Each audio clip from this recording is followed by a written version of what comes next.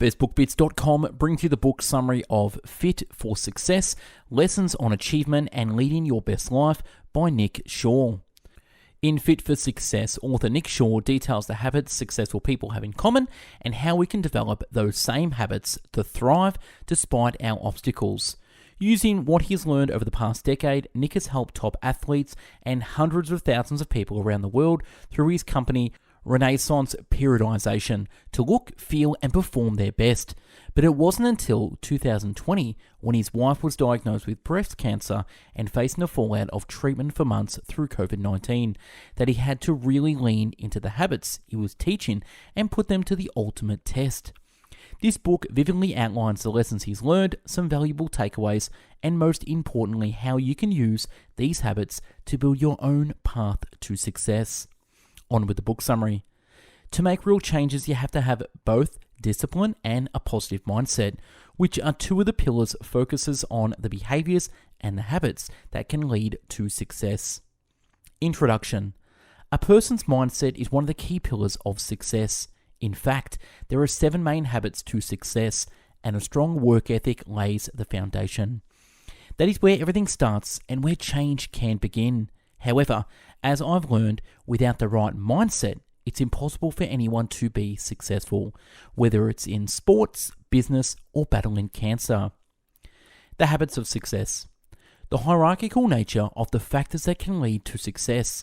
We view those hierarchies like a pyramid made up of different levels. The most fundamental factors from the base of the pyramid, while the other necessary aspects tied to those fundamentals, make up the middle sections. The least impactful factors, the ones that aren't critical to general success, but are critical to obtain the best possible results from the top of the pyramid. Let's take a closer look at the 7 key habits to success that we'll explore in greater detail in the chapters ahead, starting with the most significant components and working our way up to the top. As you can see by the image down the bottom, we have work ethic, then we have internal locus of control, then positive mindset, discipline, purpose, failure, and right up the top, we have recharge. Number 1, work ethic. By definition, this is the most fundamental habit for success in any venture. A strong work ethic is critical, since success itself is only possible through the application of hard work. Number 2, internal locus of control. This is the belief that individuals, not external forces, have control over the outcomes of events in their lives.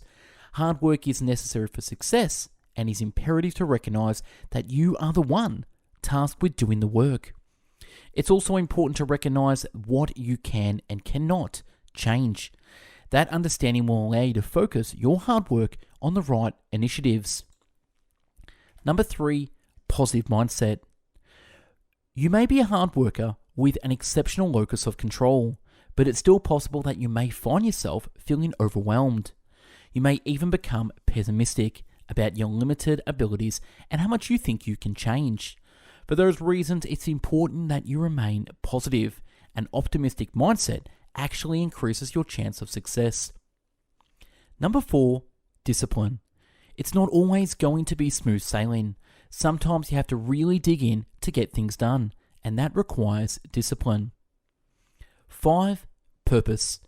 Even with a positive mindset, a sharp locus of control, a strong work ethic, and plenty of discipline, things can derail you. In particular, you may find yourself getting off track and focusing on less important projects. Knowing your purpose will help you target your productivity, making sure that you're not simply doing things, but you're doing the right things. If at some point during the process you ask, "What am I grinding for?" your purpose will provide the answer. It will also help you to stay disciplined and to keep going. 6, failure. You can be as disciplined as humanly possible with a strong work ethic, a positive mindset, and a resolute focus on your purpose. Yet, there will be times when you still fail. It's just going to happen from time to time, but how you choose to deal with it can determine how successful you will ultimately become. 7, recharge. All this seems a bit draining, doesn't it? The truth is, it can be. Even the most highly disciplined and driven folks can burn out. That is why it's important to recharge.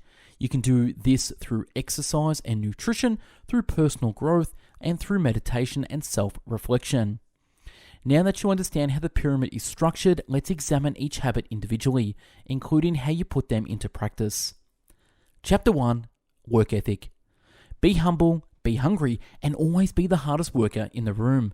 Dwayne Johnson, aka The Rock. Extent of how hard you work isn't always commensurate with the amount of success you ultimately achieve. A construction worker who diligently applies himself and works hard every day is likely to earn a promotion. In that example, the level of success reflects the level of hard work that was applied, but it is also true that the most successful artists are the ones who also work the hardest. Almost certainly not. In fact, the best artists in most cases are the sculptors or painters who have the greatest amount of natural talent. The relationship between work and success. Hard work alone will not guarantee your success, but it plays two influential roles in determining the amount of success you ultimately achieve. As you already know, success is the byproduct of several different factors. Any success that you achieve as a result of those other factors is magnified by the amount of effort you put in. If you're talented, you'll be more successful the harder you work. If you get lucky, hard work will capitalize on that luck and net even greater results. If you have a strong support network, then the harder you work, the more you can utilize the network to accomplish great things. That's the role that hard work plays as a supporting player. Simply put, hard work is the only thing that actually creates success. In a direct sense, work causes success. The hard truth of the matter is this: if you want to be successful in the modern world, you have to work long and hard just to have a chance at it. Strengthening your desire to work. Successful people have three related abilities in great abundance: the ability to work hard, the desire to do it, and the commitment to follow through on it. In many respects, the ability to do the work is dependent on talent or skills. Ability is critical, but desire is the big magnifier. Ability and desire are important factors, but you cannot overlook being committed to work. You can have all the ability and desire in the world, but you must be capable of following through and committing to that work if you want to be successful. A person's desire to work hard acts like a volume knob on their success. The more they turn up their desire, the greater their success or potential success becomes. In other words, the stronger your desire for success, the more you want to do the work that is needed to achieve it. Putting that into practice. Create and use a daily to-do list. Making a to-do list for each day prioritizes your most important tasks and holds you accountable, which ensures that those tasks are completed. Make sure that you're including tasks that are actually accomplishable that day. These daily to-do lists provide you with the incremental successes each day, which create positive momentum to keep you going. Chapter 2. Internal Locus of Control. You have power over your mind, not outside events. Realize this and you will find strength. Marcus Aurelius. Internal locus of control is a degree to which people believe that they, rather than external forces, have control over their outcomes of events that make up their lives. There is always a lot of work to do, but knowing where and how to focus your efforts is critical. In his book, Choice or Chance, Understanding Your Locus of Control and Why It Matters, Stephen Nowicki shares decades of research on the subject and reveals that people who think and believe that they have control over their outcomes of their lives suffer from fewer behavioral problems in school, live longer, healthier lives, and are in better control of their finances, and tend to be happier and more satisfied. An individual who is proactive rather than reactive takes a position of power. No matter the circumstances, they can shape how they feel about something. The best moments in our lives are not the passive, receptive, relaxing times. The best moments usually occur if a person's body or mind is stretched to its limits in the voluntary effort to accomplish something difficult and worthwhile. To achieve a flow state, you must have goals to pursue, meaning, and you must ultimately accomplish them, achievement. In that way, a state of flow not only influences a person's overall well-being, it also plays a role in determining a person's level of success. Autonomy. Having an internal locus of control is important to success, but relinquishing some of that control to co-workers or subordinates is also a necessary step. To do so, you must trust the power of autonomy. Intrinsic motivation is key to success because it's literally what keeps people going. External motivations like money or material possessions are nice, but they have a shorter period of effectiveness. Intrinsic motivation, Pink argues, is more sustaining. Ownership.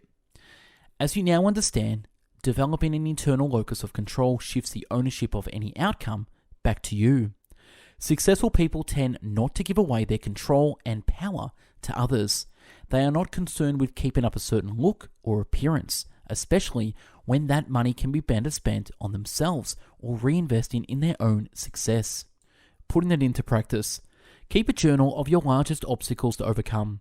By jotting down the challenges or setbacks that you faced each day and whether or not you had control over them, you'll begin to understand what outcomes you can control. Identifying that element of control will either focus your attention on solutions you can create, or it will reveal that those issues are out of your control. Knowing which issues are out of your control will allow you to focus your energy and attention on matters that are within your control. Chapter 3, Positive Mindset. Whether you think you can or think you can't, you're right. Henry Ford.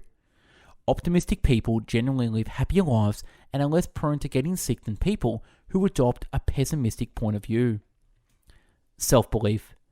You must first believe in yourself before you can achieve success. Without belief in yourself, the chances that you will take the first step in the right direction are slim. It might sound gimmicky, but it's absolutely true. Your ability to take action is powered by self-confidence. Mind is everything, said Pavanumi, a 9-time Olympic gold medalist and legendary Finnish distance runner. All that I am because of my mind. Alex Hutchinson's book about human potential, Endure, Mind, Body, and the Curiously Elastic Limits of Human Performance, focuses on endurance athletes. It provides glimpses into the minds of successful runners and investigates how their self-belief leads them to success. Hutchinson explains that through high-intensity training, disciplined athletes can increase their pain tolerance. It stands to reason that if you are willing to spend hours and hours enduring pain, your mindset must be incredibly strong. In fact, Hutchinson further connects a positive mindset with success by revealing that many unproven Kenyan runners simply show up on dirt tracks in Kenya to train alongside some of the country's best runners. Not surprisingly, many of those Kenyans develop into elite runners themselves. That success stems from a level of self-belief that few others have. Growth mindset versus fixed mindset. As a general rule, successful people share a similar mindset, one that is focused on self-improvement. These people constantly think about how they can improve every aspect of their lives.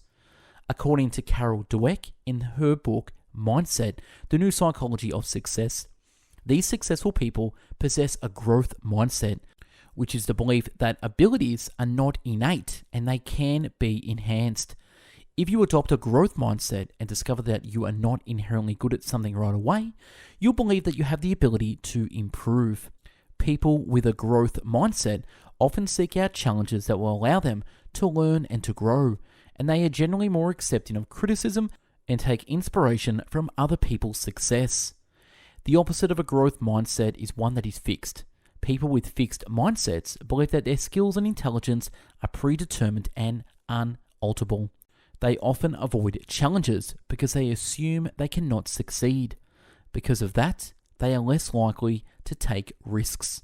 They also receive criticism poorly and feel threatened by others' success. Not surprisingly, a growth mindset is critical for success as it instills a perspective that embraces learning, adaptation, and evolution.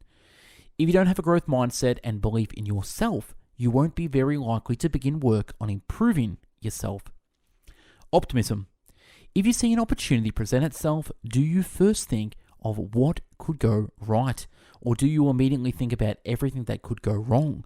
If you want to be successful, you're going to have to think a lot about what can go right, not the other way around. A successful mindset requires optimism in spades, especially if you have entrepreneurial ambitions. Goal setting. Yes, it's important to set goals, but just like optimism, there are pitfalls to goal setting. The first one is what psychologists describe as false hope syndrome, and it pertains to setting goals, sometimes lofty goals, without factoring in the amount of hard work and dedication that will be required to achieve them. Still, you shouldn't shy away from setting really big goals. Lofty goals can play a positive role in creating your sense of identity and determining your purpose. Jim Collins, in his book Built to Last: Successful Habits of Visionary Companies, calls them big, hairy, audacious goals, or bags. These far-reaching goals will help you set the standard for yourself and or your company, and they'll serve as a catalyst for taking action. George T. Doran created an acronym to help people in setting objectives. He called it SMART: specific, measurable, attainable, relevant, and time-bound. If you want to be successful, it's paramount that you set goals that fit the SMART acronym. Ego. If we knew that a growth mindset leads to more success, why would anyone be resistant to outside opinions or unreceptive to constructive criticism? It's because our egos get in the way. As author Ryan Holiday succinctly states, ego is the enemy. A big ego prevents people from listening to feedback, accepting criticism with an open mind, or working as hard as their goals require them to. It also leads to self-serving bias. Brain food. To develop a healthy and positive mindset, you must be judicious about what you're consuming. This pertains to what you feed your body and what you feed your mind. As you likely know, nutrition plays a key role in maximizing a person's physical performance and abilities.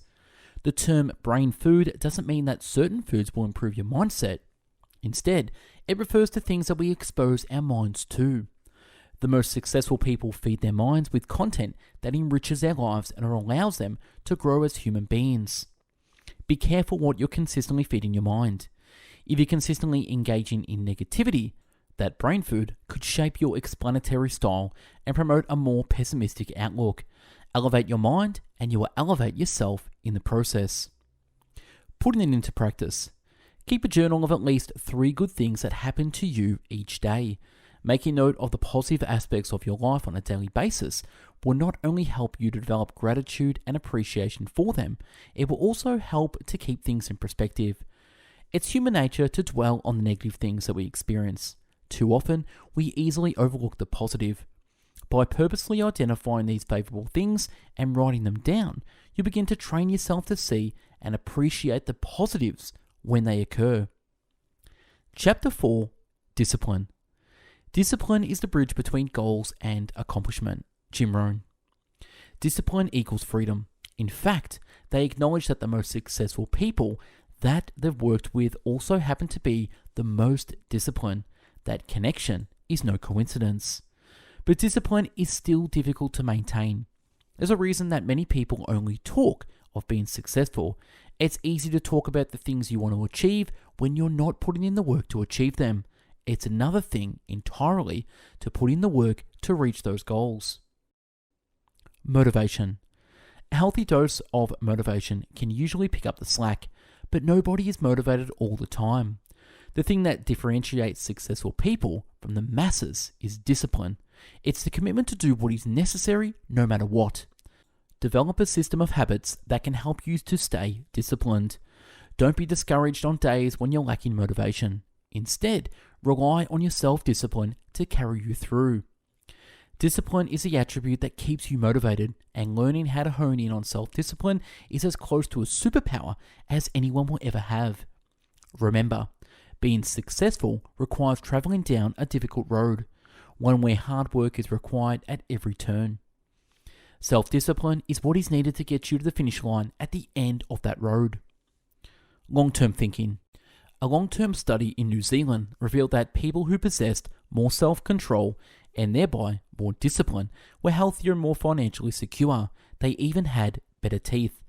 Some of today's most accomplished athletes are successful because they don't lose focus on their long-term goals. I realize that not every day will be a great day, but every day is an opportunity to get closer to where I want to be, whether I'm motivated or not, says Annie, Thor's daughter. If you only work hard on the days when you feel like it, you will not experience progress long term. Grit. If you're going to stay dedicated to your long-term goals, you'll need to be disciplined. In other words, you're going to need grit, strength of character, perseverance, and passion for your long-term goals. Grit and a positive explanatory outlook go hand in hand. That relationship is something that Angela Duckworth extrapolates on in her book, Grit, The Power of Passion and Perseverance. It is difficult to persevere and to think about the long term if you aren't optimistic that you can reach your goals. Having grit is having the ability to look failure in the face, get back up, and keep going after setbacks or failures. It is the relentlessness pursuit of your goals, holding those long-term goals in such high regard that you are willing to do just about anything to reach them. Gritty individuals show up to practice early with an open mind. They are committed to their long-term goals and are willing to put in however much time and practice is required to learn and improve. There are almost more days I don't necessarily feel like training or eating as I should than days where I do, she continues. So it's just about learning to be uncomfortable and do things I do not want to do. In Flourish, Martin Stilgman references studies on grit that were conducted by Duckworth. She concluded that a person's grittiness, their ability and willingness to buckle down and stay committed to a task, was more important than their level of intelligence. People with low IQs but with more grit regularly outperformed those who had higher IQs but less grit. Those studies reinforce the popular saying that we now know to be true: hard work beats talent when talent doesn't work hard. Deliberate practice. The act of getting better, no matter what activity or endeavor, requires not just practice, but deliberate practice. As outlined in the book Peak Secrets from the New Science of Expertise by Andres Eriksson and Robert Poole, deliberate practice differs from ordinary practice in 7 important ways. It usually requires an objective way to measure performance and track the standouts. It requires a coach who can take you further using training that is defined by purpose and meaning. Deliberate practice pushes you outside of your comfort zone. It relies on clearly defined goals and objectives for each practice session. It includes timely feedback on where you can improve. It trains you to create mental representations. Over time, this will allow you to monitor yourself internally, which means you won't need as much external coaching as you might have in the beginning. Deliberate practice allows you to develop new and specific skills that enhance the ability you already have. Deliberate practice is hard. That's why so many people resign themselves to just being good enough instead of working to be the very best that they can be. Habits or shortcuts. Successful people aren't born that way, says author Don Marquis. They become successful by establishing the habit of doing things unsuccessful people do not like to do. The successful people do not always like doing these things themselves. They just get on and do them. The first time we work to complete any new task, our brains are working harder than normal to process all the information that is required to do that work. Over time, as we repeat the steps necessary to complete that task, the brain begins to automate the process.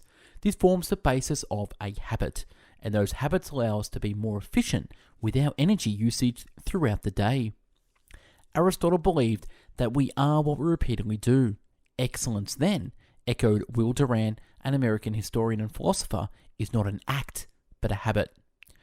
Being disciplined and staying disciplined is ridiculously hard, but developing habits over time will allow you to reduce the amount of mental energy that is needed to stay on task and do the right things. Remember, success doesn't come from working hard on just anything. It comes from working hard on very specific things and for a very specific reason. Only that reason will allow you to know which specific things are worthy of your attention and the subsequent hard work that you will devote to them. Putting it into practice. Make specific plans for the goals that you want to accomplish and the habits you want to create. It's important that you make detailed plans for the actions that you want to take. Committing to those details will hold you accountable, and they'll make it easy for you to develop better discipline. Chapter 5, Purpose and Meaning.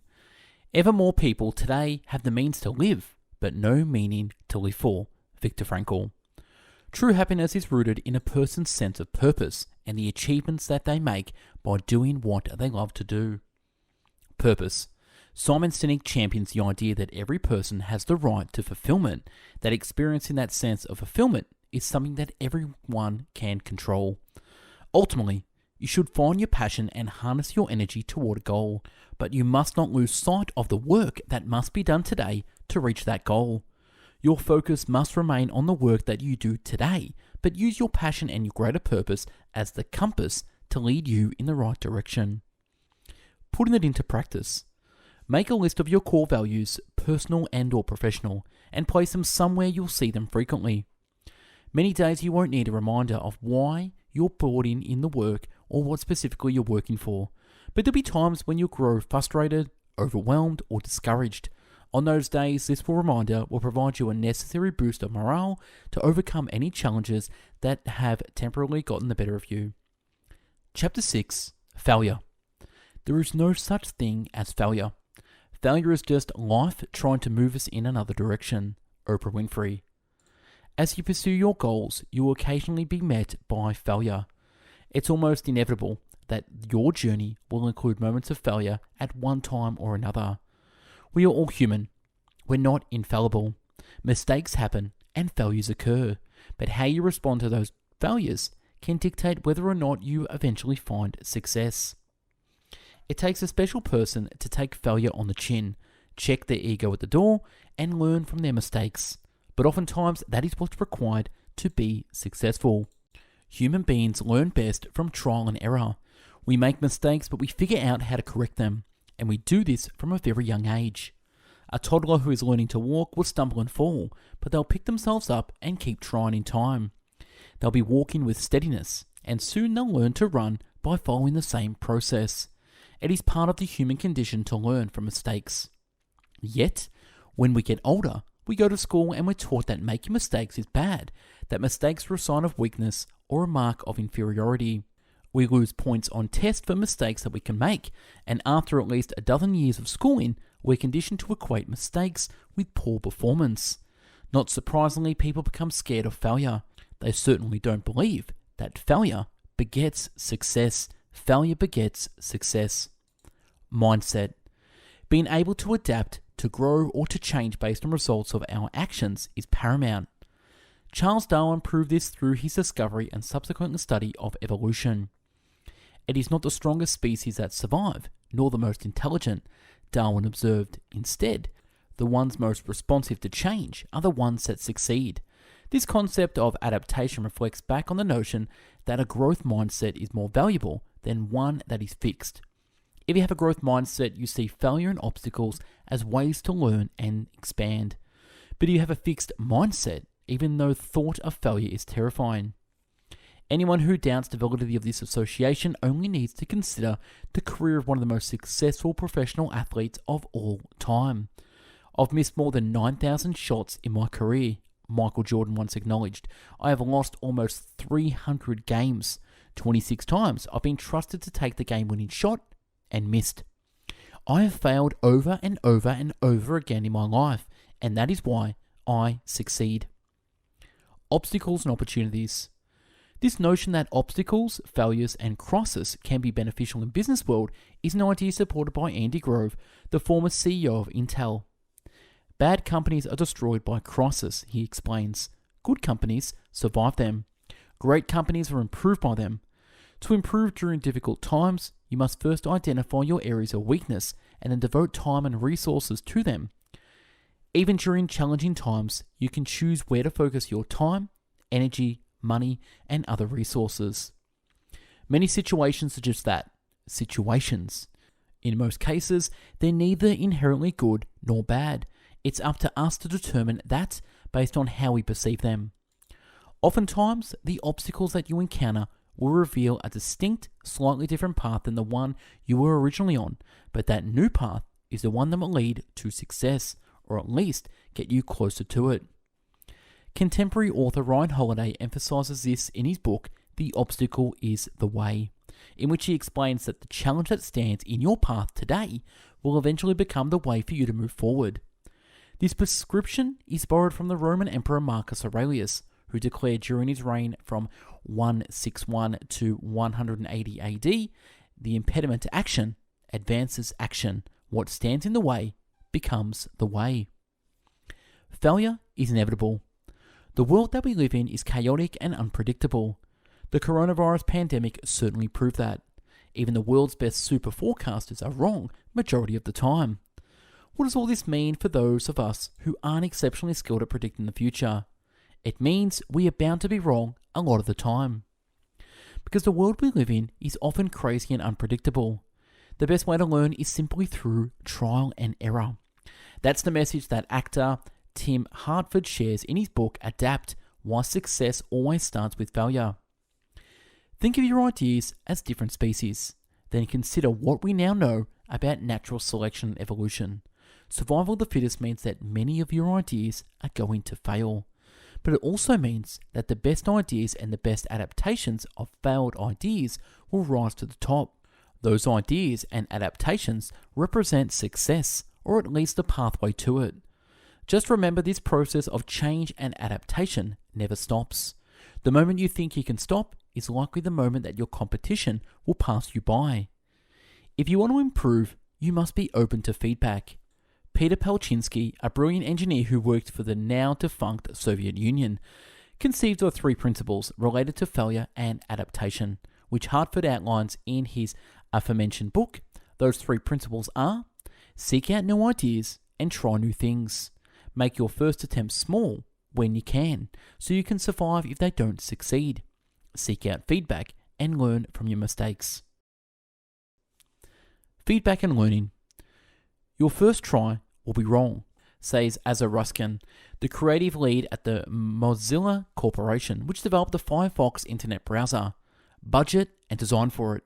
As authors Richard Thaler and Cass Sunstein write in their book Nudge, learning is most likely if people get immediate, clear feedback after each try. As Daniel Kahneman explains in Thinking, Fast and Slow, human beings are adverse to loss, which means we are more likely to hold on to a bad idea or one that has failed, thinking that we can turn things around. Doing so prevents us from acknowledging that we failed, but remember that failure is sometimes necessary to achieve success. Iterate. To continually iterate is to acknowledge that what you're doing now is better than what you did before, but it also comes with the understanding that what you're doing now won't be as good as what you are likely to do in the future. You want to embrace sending your ideas out in the world for that real-life feedback. Receiving that feedback and subsequently iterating based on what you learned is a tried and true formula for positive achievements. The real measure of success, Thomas Edison once said, is the number of experiments that can be crowded into 24 hours. Culture. Creating a culture at work that supports learning and improvement via feedback. In other words, a culture that acknowledges that failures are a part of the process can enhance business's ultimate success. A big component to success is being able to handle the dichotomy of too much and too little ego. Those who are successful tend to have an ego, but they use it to funnel themselves in the right direction. Success does not happen overnight. Instead, it is cultivated by the repetition of high-level effort and redirection when failure occurs. At the end of the day, the act of success requires a whole lot of work that is done in an uncertain, always changing environment, and work that is done without any guarantee of accomplishment. In fact, that work only guarantees at least some occasional failure. This path can become exhausting, and if you're going to travel down it long enough to see eventual success, you'll need ways to shed this fatigue and to recharge your pursuit. Chapter 7. Recharge. Energy, not time, is the fundamental currency of high performance. Jim Lower. First, acknowledge your limits and you need to recharge. Anyone who's looking to achieve success must realize that keeping their foot on the gas pedal will eventually leave their tank empty. Recharging physically through nutrition. Nutrition is a fundamental key to recharging. If you want to perform at your best, you need to dial in your nutritional habits. A Ferrari owner would never fuel up with regular unleaded gasoline. They'd only select super premium at the pump, knowing that their sports car won't perform the way it should at 200 mile per hour speeds if its gas tank is full of low quality fuel. Your body and mind work the same way. A well-balanced diet is the goal. Achieving that requires an understanding of 6 nutritional priorities for healthy eating. Nutritional priority number 1, calorie balance. Calorie balance plays the biggest role in your nutritional strides for better longevity since it has the largest impact on your weight. Nutritional priority number 2, food quality. The best way to maintain a healthy body weight while consuming fewer calories is by eating high quality foods. Nutritional priority number 3, macronutrients. When you eat for health, first and foremost, you must focus on the amount of protein in your diet. Nutritional priority number 4, nutrient timing. When you're eating for health, the timing of when you eat barely matters. Eating a regimented diet of high quality foods and sticking to a healthy caloric intake each day are the most important steps. Nutritional priority number 5, hydration. While obesity is a legitimate concern in the United States, dehydration is not. If you're making sure to drink when you're feeling thirsty, you're generally on the right track. And nutrition priority number 6, supplements. Because we live busy lives, it's not always possible to eat well-balanced meals all the time. In those instances, supplementing with a basic multivitamin and fish oil can fill in the holes. They can act as an insurance policy if you do have lapses in your diet from time to time. Recharging physically through exercise. The same basic principles of good nutrition also apply to exercise. Strength and resistance training with weights have been shown to offer many health benefits, including reduced likelihood of osteoporosis and increased overall quality of life in a person's later years. To perform at our best, we must take care of ourselves physically. Exercise and nutrition are 2 key components of that. Recharging mentally. Meditation is a great tool for reducing the amount of stress in your life. Sitting quietly or just being aware helps you to become more in tune with your thoughts and emotions. When you constantly practice mindfulness, you gain the ability to slow things down. That provides clarity and minimizes the impact that our emotions can have on decisions that we can make. Meditation can help people avoid the common pitfalls of cognitive biases. In fact, meditation has even been said to help increase creativity and the brain's efficiency. Relaxation. Journaling, as mentioned above, represents one of the many outlets for passive recovery. Additional examples of passive recovery tactics include the following: reading, watching television or a movie, listening to music, spending time with friends, family, and pets, playing a musical instrument, practicing some form of yoga, or cooking or enjoying a good meal. The moral here is that periods of relaxation, in whatever form appeals most to you, are critical if you want to be feeling your best and ready to tackle the next day's tasks. We cannot burn the candle from both ends. The more time that you can devote to relaxation while still accomplishing all that you need to do, the better off you will be. Sleep. Not allowing your body to recharge impacts your mind, which also impacts your results, no matter the endeavor. As Doctors James Hoffman, Mike Iterate, and Melissa Davis outline in their book, Recovering from Training, sleep is vital to success. Sleep is a major regulator of the autonomic balance, they write. Sleep is thought to restore immunological and endocrine function, increase the parasympathetic activity, and enhance memory consolidation, among other benefits. Large amounts of growth hormone can also be released during sleep than during wakefulness, and this is thought to aid in tissue regeneration. Daily routines. Getting a head start on the day is generally beneficial, but there's no mandatory wake-up time that every successful person adheres to. It really is personal preference. You have to figure out what works best for you, given your schedule and demands. You want to find a balance, working as hard as you need to without overdoing it. Pushing yourself and constantly making important decisions is draining. But if you can devote some time to focus on yourself, even if it seems next to impossible, you will emerge more productive.